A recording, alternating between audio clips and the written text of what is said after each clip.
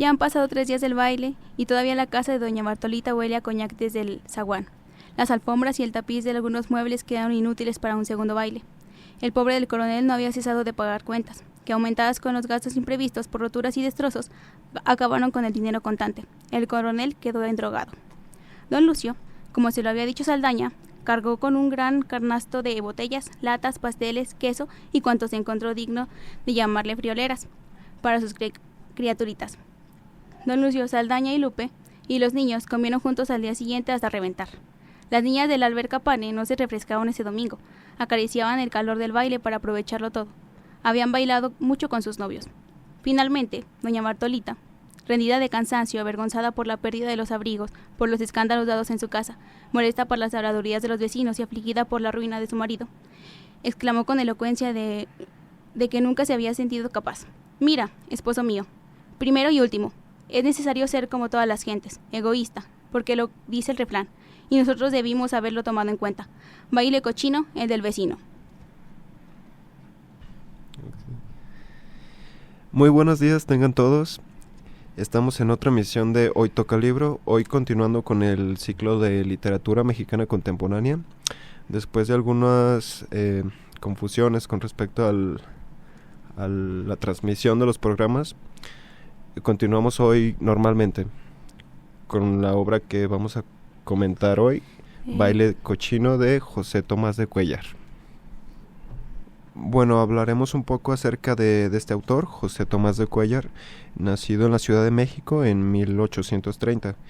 Es un escritor, político y periodista que se consagró como uno de los grandes referentes en cuanto a la escritura de México en aquellos años.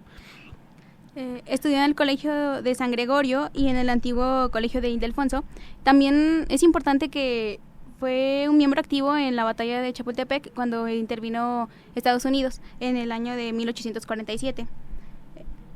Y ya más tarde, hasta 1848, es cuando empieza con sus primeros manuscritos y cooperó, tuvo una colaboración en el Seminario de Señoritas y la Ilustración Mexicana. Bueno, después también participó en teatro con una comedia con la que hacía una crítica a los franceses, a todas las características que tenían y a su comportamiento. Pues al estar en aquella batalla yo creo que fue un hit al instante, ¿no? El burlarse de aquella amenaza que los estaba, aterrorizando. Y me llama la atención esto de la formación militar, porque hay muchos estereotipos literarios donde está el poeta militar, el escritor militar, y también José Tomás de Cuéllar lo retoma aquí, ¿no? En 1869 sacó a la luz el Seminario de la Ilustración Potosina y en ese mismo tiempo fue cuando se empezó a escribir su gran novela histórica, El pecado del siglo. Ya en 1990 fue miembro de la Real Academia de la Lengua Española.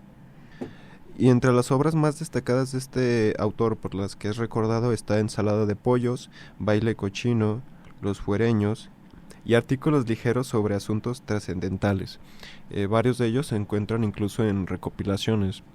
El libro se publica primeramente en 1886, me parece, en México, y después se vuelve a reeditar en Barcelona en el año de 1889.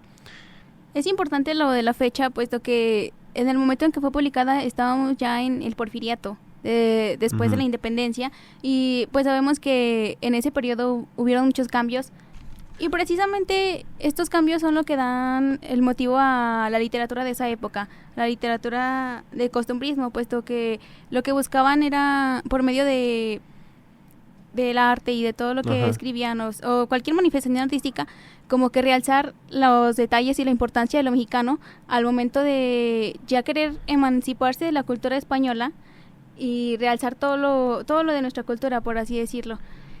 Bueno, que aunque pasa una cosa interesante con José Tomás de Cuéllar, puesto que él ya no ve como, o no trata de transmitir una sociedad muy idealizada, pues, sino que trata de contrastar los hechos y ya genera una crítica desde sus textos. A esta sociedad costumbrista. Sí, concuerdo contigo en cuanto a lo cultural. México floreció gracias a Porfirio, pero bueno, ya sabemos los métodos que usó y floreció en todos aspectos artísticos, ¿no? También en la arquitectura, yo recuerdo, en la escultura, claro, está el ejemplo. Y con la escritura, yo siento que no es tan conocido y en parte pues también por estos escritores que de hecho criticaban en vez de engrandecer, ¿no? Como una especie de protesta, ¿no? A todo el régimen de Porfirio. Y bueno, no es precisamente, o sea, el año en que se publica la obra no quiere decir que la trama se desarrolle en ese año, pero con lo que podemos leer en la lectura, y porque de hecho me parece que es una referencia, ¿no? En alguna parte. Sí, bueno, más adelante sí, lo veremos, claro, pero es uno de los importante. personajes sí menciona directamente a Porfirio Díaz. Sí, pues no se puede dejar de lado todo el contexto que tiene para entenderla y saber que tiene de trasfondo, vaya. Bueno, más adelante en el segundo bloque hablaremos propiamente de esta obra, pero antes les queremos dar la sorpresa, ¿no? De que se va a estrenar una nueva sección en el programa, vamos a ver si funciona, y a continuación les daremos algunos datos interesantes ortográficos con respecto al uso adecuado de las palabras, aprovechando que esta obra contiene muchos regionalismos y lenguaje del pueblo, vaya. Entonces estaría padre hacer la aclaración de algunas palabras que hoy en día usamos y que en esta obra se usan, pero en la actualidad ya no tienen el uso. Por ejemplo, está este aiga, ¿no? Muy famoso, que lo usan muchas personas el día al día, ¿no? Todos mínimo tenemos un familiar que lo usa, o incluso amigos, o incluso lo pudimos haber usado antes, ¿no? La forma correcta ya sabemos que es haya, pero tiene una historia curiosa, ¿no? Este aiga. Sí, era en el siglo XVIII, XIX, todavía era correcto utilizar el aiga. Claro. Creo que era por su derivación del latín, creo que en ese entonces, o sea, sí era el aiga muy correcto, pero ya conforme ha ido evolucionando la lengua, pues ya es el haya. Sí, pues el lenguaje de la colonia se fue adaptando y en base a las normas que se fueron generando, hoy en día ya no es correcto. Pero incluso se sigue usando en algunas partes rurales y se tiene por bien visto. Y bueno, recordando que estos son reglas formales de la RAE, pero mencionaba lo de la gente del campo, pues al fin cada quien forma su propio lenguaje dependiendo de la zona en que esté, ¿no? En un ámbito académico pues no es correcto, pero en el campo pues ¿por qué criticar, no? Y bueno, otro dato respecto a la ortografía es con referencia a las mayúsculas, que tanto ruido ha causado. Pues hay quienes aseguran e incluso pelean porque las mayúsculas no se acentúan. Claro, en cuántos letreros de comida o lo que sea, el acento, no hay. Teníamos una maestra en una materia anterior que nos decía que ella iba con un plumón a todos lados marcándole los errores a la gente que escribía así. Y bueno, esta actitud pues ya cada quien, pero es correcto, las mayúsculas van acentuadas, sin excepción. Bueno, claro, si lo llevan, ¿no? Sí. Y bueno, otro dato, ya no tanto ortográfico, sino de lenguaje, tenemos los anglicismos, palabras que provienen del inglés que las adaptamos a nuestro idioma, que se tienen que acoplar a las reglas que tenemos aquí para nuestro lenguaje. Hay varios ejemplos donde yo he visto escrito palabras, como es el caso, ¿se te ocurre alguno? Por ejemplo, el de clips. Clips. Que todos usamos como clips. Yo clips, digo clips, ajá. Pero en realidad debería ser clipes. La ES para pluralizar como debería ser en español. Sí, al igual que suéteres, yo digo, bueno, en plural, suéteres. Suéteres, suena hasta un poco raro, pero es lo correcto, vaya. Igual con el sándwich. Sándwiches. Sí, crea un poquito de ruido cuando lo escuchas así, pero realmente es la forma correcta. Sí, pues son palabras que no son naturales de nuestro lenguaje y por ende suenan raro, pero es el uso correcto. Bueno, espero que les haya parecido interesantes estos datos, esta nueva sección que inauguramos hoy. Esperemos que la apoyen y que les haya gustado. Por lo pronto iremos a un corte comercial y los dejamos con una canción de Al ritmo de la pluma. Volveremos para el segundo bloque en el cual hablaremos de la obra de José Tomás de Cuéllar, Baile y Cochino. Colgada así de aquellos dos dedos puntiagudos y rosados, la botita osciló, inclinando la punta hacia la alfombra y dejando percibir ante los ojos atónitos de Venturita esos cambiantes de luz entre rojo y oro, que son peculiares de ese tinte metálico de la cabritilla. Esos resplandores de la bota eran como los del fuego sagrado que agita la vestal para que no se extinga. Sí. A este punto, la amiga íntima que observaba a Venturita no pudo contener una ruidosa carcajada. Venturita, estremeciéndose de pies a cabeza, soltó la botita y volvió la cabeza. Repercutían en todos los ángulos de la casa, como después del canto de un pájaro, los ecos de aquella carcajada que salían de la garganta de una joven llena de vida y de alegría. Ventura, ¡Lola! ¿qué estás haciendo, mujer de mis pecados? Nada. No, eso de nada, a la botica. Tú estabas haciendo, y mucho. No seas maliciosa. Hace media hora que estoy aquí parada. ¿Y me has visto? Te he visto platicar como 1 hora, por señas con las que me gustan tanto. Te hacen un pie de niña. Muy buenos días tengan todos, estamos de vuelta en el segundo bloque de este programa, del cual hablaremos de Baile Cochino, la obra de José Tomás de Cuéllar. Antes queremos recordarles que nos pueden seguir en redes sociales, tanto en Instagram como en Facebook, y próximamente obtendremos por programas previos para transmitirlos en alguna plataforma. Estén pendientes de cuál va a ser. Nos pueden seguir en Instagram y Facebook como Hoy Toca Libro, en Instagram Hoy Toca Libro-UA, en Facebook simplemente como Hoy Toca Libro. Y también los invitamos a que nos retroalimenten en nuestra sección que estrenamos hoy sobre datos ortográficos y del lenguaje en general. Y también si pueden mandar aportaciones, ya sean memes de literatura, literarios, de lo que sea, para comentarlos un poco acerca del uso correcto de las palabras y lo que involucra. Sí, bueno, ya sería preciso entrar dentro de la obra de Baile Cochino de José Tomás de Cuéllar. Pues comienza con una familia que llega a México, los cuales la hija va a hacer su cumpleaños y quiere un baile. Entonces ya ahí la mamá como entre que sí, ¿no? El papá pues ya al final acepta y creo que había hecho como un buen negocio y pues tenía dinero para solventar los gastos del baile. Y empiezan a dar los preparativos de la fiesta.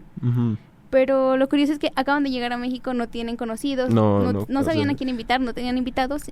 Y empiezan a buscar así pequeños grupitos de diferentes lugares y los invitan a su baile. En esto básicamente se basa toda la trama de esta novela, en conseguir gente que vaya al baile, el baile en sí, en saber todo lo que rodea acerca de las personas que van a ir al baile. Es una obra que constantemente está rodeada de chismes, rumores y acusaciones hacia las personas. Es muy, no sé, es como una sociedad mexicana muy bien retratada, yo diría. Y les comentaba, yo encuentro mucha similitud, a pesar de ser una obra escrita ya hace un siglo, ¿no? Prácticamente, un poco más. Conserva mucho de la tradición mexicana, de todas las personas, su estilo, cómo hablan, cómo son. Muchas veces está la típica escena de la esposa o de la vecina chismeando, juntándose afuera de la casa diciendo, pues no crees lo que va a pasar, no me vas a creer lo que acaba de pasar, te tengo una muy buena sobre esta persona, ¿no? Eso está muy fielmente retratado en este libro. Y yo siento que esta forma de retratar a toda esta sociedad es una especie de crítica a los mismos comportamientos, a las mismas costumbres que se tenía, ¿no? El estereotipar tanto algo lo vuelve negativo y lo tiene como una crítica, vaya. Sí, y bueno, justo con lo que comentas, Abraham, es una obra que no busca como reforzar todos los aspectos de México y engrandecerlos, sino ya lo hace con una mirada crítica para denunciar la vulgaridad, el mal gusto, las falsas poses y bueno, en sí toda esta crítica la mejora a los protocolos, ¿no? Como por ejemplo, cómo se van preparando y piden que sean con ciertas características, no sé, la vestimenta. Esta especie de doble moral, ¿no? Con respecto a lo que comentábamos en el primer bloque, la obra se desarrolla durante el Porfiriato, ¿no? Y durante el Porfiriato intentaba que México se viera como un país súper refinado, y que en la capital tal vez lo era, a medias, ¿no? Vemos en esta obra que trata de evidenciarlo, pero que el resto del país realmente no lo era. Analfabetas, incultos, no bien comportados, vaya, no tenían toda esta cuestión del código de vestimenta.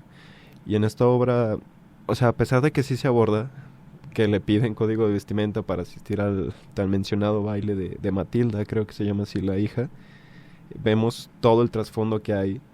Y no solo es, van al baile todos bien vestidos y con buenos modales, sino todo lo que nos muestran de los personajes, sus actitudes, sus comportamientos, la forma en que se expresan unos de otros. Y que al final de cuentas todas estas características con las que les pidieron que fueran no sirvieron de nada para evitar el conflicto que hubo. Entonces ahí es mismo la sátira, querer comportarse de alguna forma que no eres, y al final ahí está revelas peor. Tu naturaleza no mexicana. Pero sí, es muy interesante propiamente esta crítica. Y bueno, hay un aspecto interesante en esta obra, bueno, muchos, pero en particular uno que me llamó la atención, es que el conflicto, bueno, no el conflicto, la trama se desarrolla a partir de que la hija quiere un baile, Matilde.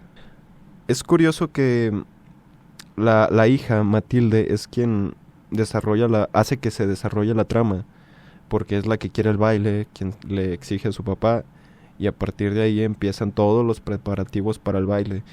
Pero este personaje Matilde no aparece como tal en la... O sea, creo que no pasa no de las... No tiene en ningún momento voz, no. Ni aparece en ningún episodio. Es más, todo lo de... Creo que en un principio sí, pero las primeras 2 páginas, si acaso. Y ya después de ahí queda olvidado, como subordinado a la historia, como... Sabemos que existe, pero nunca tiene... Sabemos que es su baile, pero... Bueno, a veces se me olvidaba que de hecho era...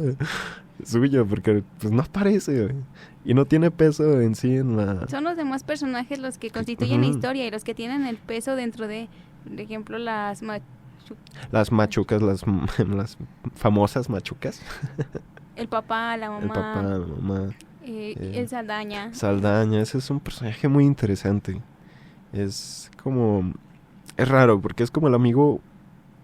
Digo, la familia llega a la ciudad, no conoce a nadie más que a este señor, y este señor sabe todo y consigue todo. Es como el amigo buena onda que se la sabe de todas, pero... El que organiza la fiesta. Ajá, en sí es el que consigue todo, porque, vaya, la familia puede tener dinero, pero pues estás en una ciudad nueva, ¿cómo le haces? Le piden a Saldaña, oye, pues consíguenos el vino, las personas, consíguenos gente que vaya. Y muchos capítulos se desarrolla a través de este personaje que va de casa en casa con los personajes, entrañando una conversación en la cual es raro porque se ve a Saldaña como un doble moral mafioso, no sé, tipo, te consigo lo que sea, pero pues ¿a qué precio? Sus propios intereses. Claro, se ve todo el tiempo. Es un personaje un tanto raro, nunca le tienes confianza, al menos yo no. E incluso Saldaña, ya cuando está todo este conflicto, se esconde para como... Sí. Bueno, el conflicto no lo vamos a spoilear porque pues, es el clímax, pero hay algo, ¿no? Y en el cual él se queda escondido y no sale, lo están buscando y no sale en ningún momento, y ya cuando sale, y pues ya al final, él decide irse. Sí. Se regresa a Europa. Y bueno, otra cosa que nos pareció interesante fue como desde un principio como que te da la idea de qué es lo que va a pasar, porque deja claro entre van a dar un baile en lugar de van a hacer un baile. Y el hecho de dar un baile es como más improvisado, como voy a invitar a alguien a mi casa, vamos a hacer algo, y en cambio hacer un baile sí refiere a voy a preparar, voy a organizar, voy a pedir que traigan esto, que traigan lo otro. Y lo cual implica la preparación que todos ellos estuvieron con antelación y con ayuda de Saldaña, claro, y que al final de cuentas pues terminó en este infortunio. Este merequetengue. Sí, bueno, es muy interesante la diferencia que se hace entre hacer y dar, ¿no? Incluso el libro lo pone al principio para explicarnos lo que va a pasar a continuación. Bueno, esta obra es muy interesante por estas cuestiones que mencionamos acerca de las costumbres, cómo las refleja.